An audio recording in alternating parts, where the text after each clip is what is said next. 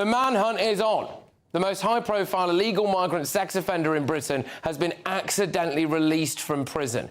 Ethiopian Channel migrant Hadush Kebatu was in Britain for just a few days when he went on a sex assault spree targeting a young girl in school uniform. Now, it prompted huge protests outside the Bell Hotel in Epping.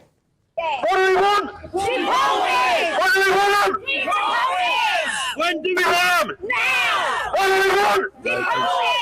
When do we want them? Now! What do we want? Deported! When do we want them? Now! Send them back! And if you remember, his case actually sparked huge protests right across the country.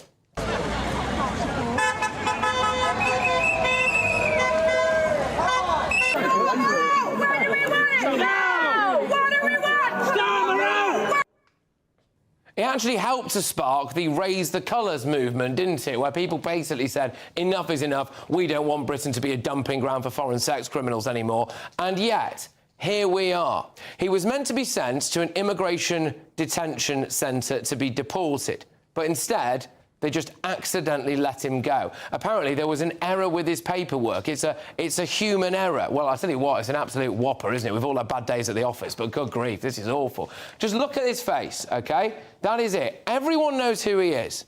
He's been leading the news agenda for 4 months. How on earth did that prison officer not know that that is the one bloke you do not release? Seriously, shocking stuff. But this is why people are angry and scared, isn't it? Who is protecting us? Who is protecting our women and girls? It's 9:08 on a Friday night in London right now, and we have unleashed an Ethiopian sex offender to get on a train from Essex to London. Women will be getting ready for a night out, won't they, right now? And they've got to look after this guy. I mean, good grief. I mean, we can't stop sex offenders breaking into Britain. We can't stop them sexually assaulting young girls, apparently. We can't even keep them in prison. We can't deport them. Britain is broken.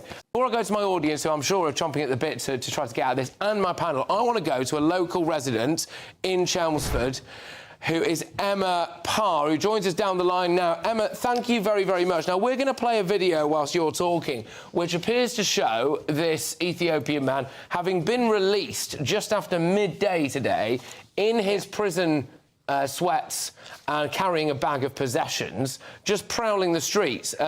So you were sent this video. You're a local resident, are you? What are you feeling right now? So I'm a local resident in Chelmsford, and I go out mainly on my lunch breaks and document things that are happening and speak to local businesses. Today I was actually in Chelmsford talking to the local sort of shops and things like that, find out what's been going on. And then because of my raising awareness, I was actually sent this video. So I went home and sort of looked and thought, is this him?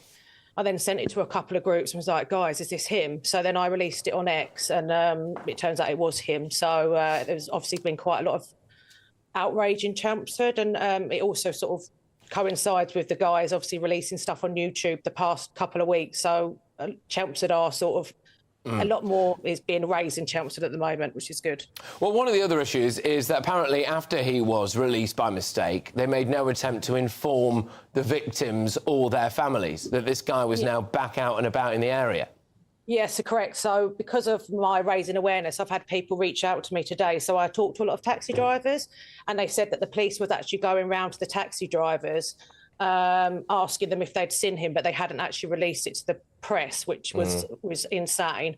And then you have our MP writing to the Home Office today talking about hospitals and parking at hospitals. She doesn't seem to be worried about this. I've actually been writing to her for weeks on end about these issues, and she just doesn't seem to be worried at all. Yeah, so on the day of arguably the biggest cock-up in recent justice history in this country, you're saying that your local MP claims a bit more about hospital parking, which I admit is a big issue, but obviously probably shouldn't be front and centre of their minds today. Look, who do you hold responsible for this? We understand that a prison officer has been suspended at the moment. Do you think this problem goes a bit deeper than just one person?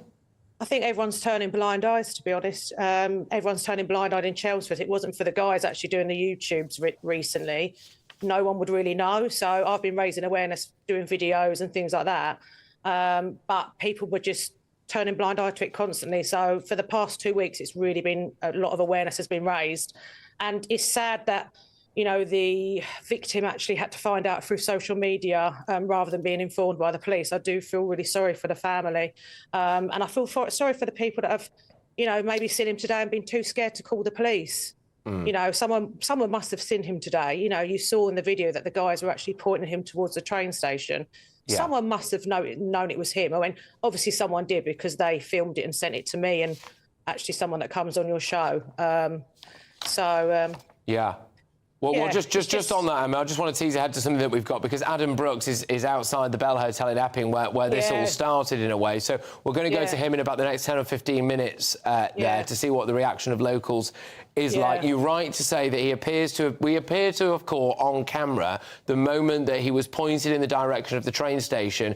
As we understand it, he got on that train at about 12:41 p.m. today. Yeah. That train was headed to London. London's a city of about 9 million people, or at least those are the ones that we know about anyway, and he's here now. So, you know, he could just be anywhere. It's dark outside now. This guy is going to be prowling the streets this weekend, and people, you know, dare I say it, Emma, a bit like yourself, who were raising concerns about this months ago.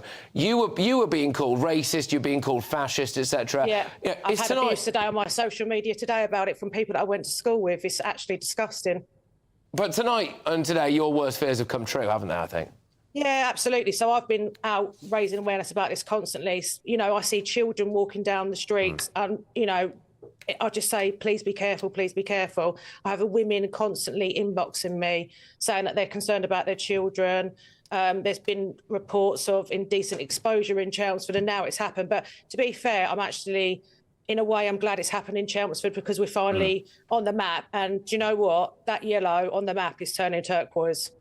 Right, I see what you're saying. Well, look, Emma, thank you very, very much. It's Emma Parr, though, who's a local resident, who was one of the first people to be sent and then share that now kind of morbidly iconic video of the Ethiopian man just prowling the streets again, literally in prison sweatpants, carrying the prison bag. I mean, you could not make this up. Emma, all the best, all right? Take care. Thank you so much, and thank you for what you've done. Thank you. All right, take care, Emma.